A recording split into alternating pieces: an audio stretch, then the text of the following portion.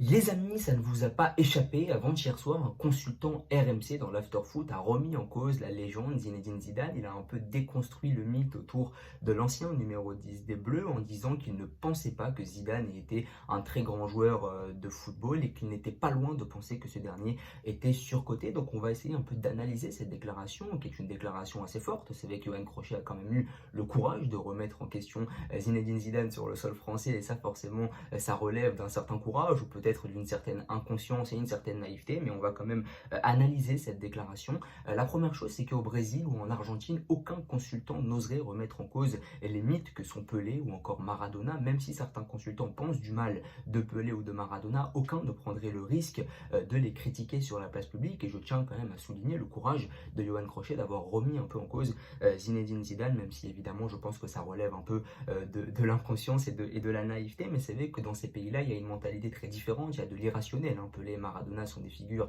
quasi religieuses et personne ne se prêterait au jeu de la critique les concernant. Donc voilà, il y a une mentalité qui est vraiment différente, il y a beaucoup plus d'irrationnel et peut-être que ça traduit quelque chose en France de très négatif, c'est qu'on manque peut-être de passion, c'est qu'on est peut-être un peu ingrat à remettre en cause l'une de nos principales légendes, voilà, l'une des principales légendes du sport français. Donc voilà, il y a des mentalités qui sont très différentes. Au Brésil ou en Argentine, on ne le remettra jamais en cause Pelé ou Maradona, même si on pense du mal d'eux parce que ce sont des légendes et des figures quasi religieuses, alors qu'en France, on n'hésitera pas à casser même notre plus grande légende, et ça forcément, ça contraste un peu avec les mentalités en Amérique du Sud. Ensuite, il y a une volonté de faire parler, il y a une volonté de faire du buzz sous couvert de la liberté d'expression, et là aussi, Yoann Crochet a le droit, et il a raison de remettre en cause ce qu'il veut, à condition qu'il ait des arguments, mais c'est vrai qu'il y a une volonté de faire parler, il y a une volonté de faire du buzz qui est assez insupportable sous couvert de la liberté d'expression, sous couvert des arguments, sous couvert de dire qu'il y a les goûts et les couleurs et que tous les goûts sont dans la nature. Eh bien on va donner des arguments absolument fallacieux et absolument frauduleux juste pour faire du buzz et pour faire parler. Donc il y a un peu ce côté-là dans la déclaration de Yoann Crochet, malheureusement. Ensuite, il y a un peu d'ingratitude. On remet en cause l'une de nos plus grandes légendes, l'une des plus grandes légendes du sport français. Je pense que c'est ingrat parce que Zidane a mis la France du foot sur la carte. Il y a eu Platini avant, mais en gagnant la Coupe du Monde en 98, il a vraiment mis la France du foot sur la carte. Et là, voir des consultants du foot français remettre en cause celui qui a mis le foot français sur la carte du football mondial, ça relève quand même un peu de l'ingratitude. Et comme je l'ai dit, il n'y a qu'en France que tu peux voir ça sous couvert de la liberté d'expression. Il n'y a qu'en France que tu peux voir des gens remettre en cause Zidane qui a mis quand même la France du foot sur la carte. Ensuite, l'argument que tient Yoann Crochet est absolument faux. Il est factuellement faux. Moi, j'aimerais bien débattre avec lui à condition qu'il ait des arguments valables. Mais là, son argument est factuellement faux puisqu'il dit que Zidane n'a pas été un grand joueur de football. Son premier argument, c'est de dire que Zidane a eu beaucoup trop de cartons rouges. Et son deuxième argument, vu que Yoann Crochet est un consultant Serie A, c'est de dire que Zidane a raté son passage à la Juventus Turin. La première chose, c'est que Zidane n'a pas raté son passage à la Juventus Turin. Je pense que Zidane est rentré dans la légende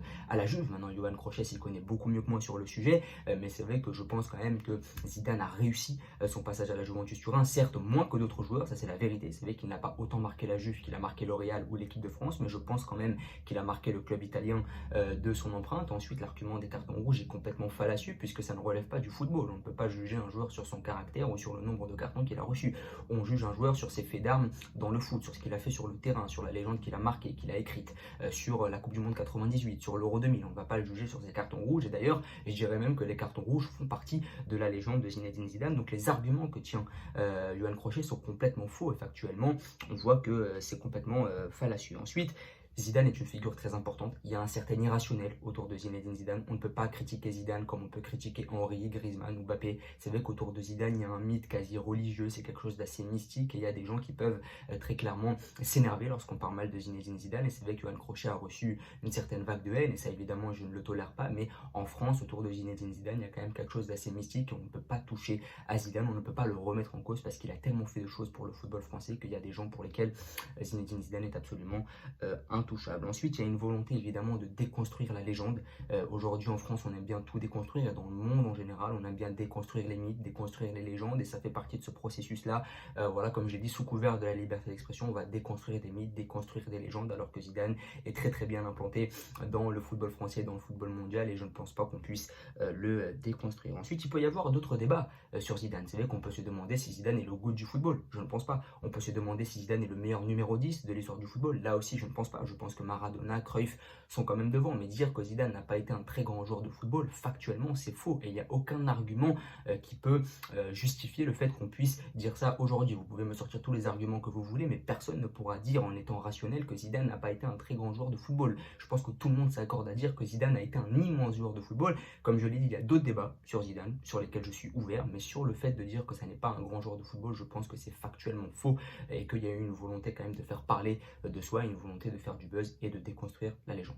N'hésitez pas à me dire ce que vous en pensez, à vous abonner, à liker et à partager. Merci beaucoup.